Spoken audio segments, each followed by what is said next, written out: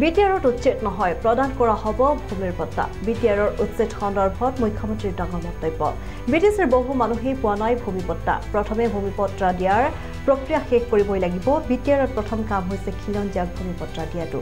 ৰাজ্যৰ প্ৰথমে পট্টা দিয়া হৈছে তাৰ পিছতহে উচ্ছেদ কৰা হৈছে আৰু বিটিআৰত যদিহে যধে-মধে উচ্ছেদ কৰি দিওঁ সকলো মানুহচোন উচ্ছেদে হৈ যাব এই মন্তব্য মুখ্যমন্ত্ৰী ডক্টৰ হিমন্ত বিশ্ব শৰ্মাৰ উচ্ছেদটো ইমান সহজ নহয় কাৰণ বিটিচিত বহুত মানুহে মাটিৰ পট্টাই পোৱা নাই প্ৰথমতে খিলঞ্জীয়া মানুহক মাটিটোতো দিব লাগিব 26টা জনগোষ্ঠী এনে যদি এভিকশন কৰে তেলখন আপুনিও এভিকশন হৈ যাব এটা অসমত আমি কেতিয়া এভিকশন কৰিছো প্ৰথম বসুন্ধৰা আঁচনি আনি আমাৰ মানুহখিনিক মাটিৰ পট্টা দি তাৰ পিছতহে উচ্ছেদ এতিয়া যদি বিটিএডি ডাইৰেক্টলি উচ্ছেদ কৰে তেতিয়ালে দেখোন কোচ কলিতা ৰাভা বড়ো আমাৰ গুৰ্খা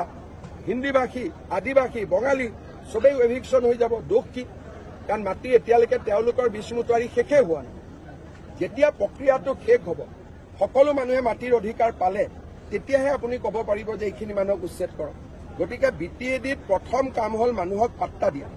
দ্বিতীয় কাম এভিকশন উচ্ছেদটো ইমান সহজ নহয় কাৰণ বিটিচিত বহুত মানুহে মাটিৰ পট্টাই পোৱা নাই প্ৰথমতে খিলঞ্জীয়া মানুহক মাটিটোতো দিব লাগিব 26টা জনগোষ্ঠী এনে যদি এভিকশন কৰে তেলখন আপুনিও এভিকশন হৈ যাব এটা অসমত আমি কেতিয়া এভিকশন কৰিছো প্ৰথম বসুন্ধৰা আঁচনি আনি আমাৰ মানুহখিনিক মাটিৰ পট্টা দি তাৰ পিছতহে উচ্ছেদ এতিয়া যদি বিটিএডি ডাইৰেক্টলি উচ্ছেদ কৰে তেতিয়ালে দেখোন কোচ কলিতা ৰাভা বড়ো আমাৰ গুৰ্খা হিন্দীভাষী আদিবাসী বঙালী সবেই এভিকশন হৈ যাব দুখ কি কাৰণ মাটি এতিয়ালৈকে তেওঁলোকৰ বিষ্ণুতাৰী শেষে হোৱা নাই যেতিয়া প্ৰক্ৰিয়াটো শেষ হ'ব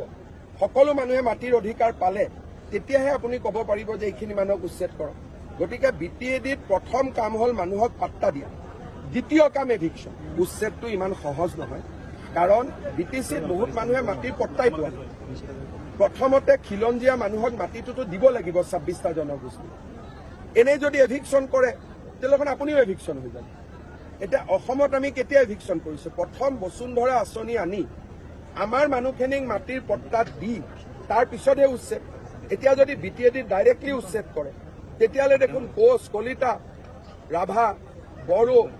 আমাৰ গুৰ্খা হিন্দীভাষী আদিবাসী বঙালী সবেই এভিকশন হৈ যাব দুখ কি কাৰণ মাটি এতিয়ালৈকে তেওঁলোকৰ বিষ্ণুতাৰী শেষে হোৱা নাই যেতিয়া প্ৰক্ৰিয়াটো শেষ হ'ব সকলো মানুহে মাটিৰ অধিকাৰ পালে তেতিয়াহে আপুনি ক'ব পাৰিব যে এইখিনি মানুহক উচ্ছেদ কৰক গতিকে বিটিএডিত প্ৰথম কাম হ'ল মানুহক পাট্টা দিয়া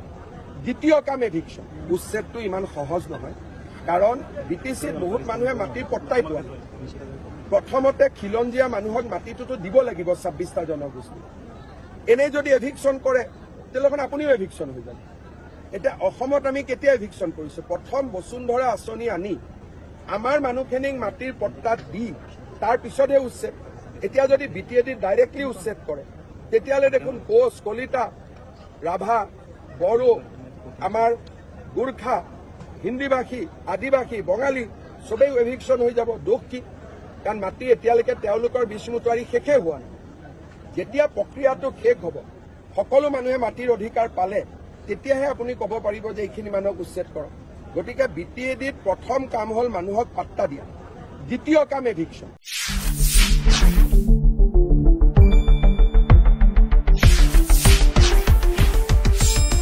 শুদ্ধ আৰু বিস্তৃত বাতৰিৰ বাবে চাই থাকক নিউজ ডেস্ক ৰিপৰ্ট।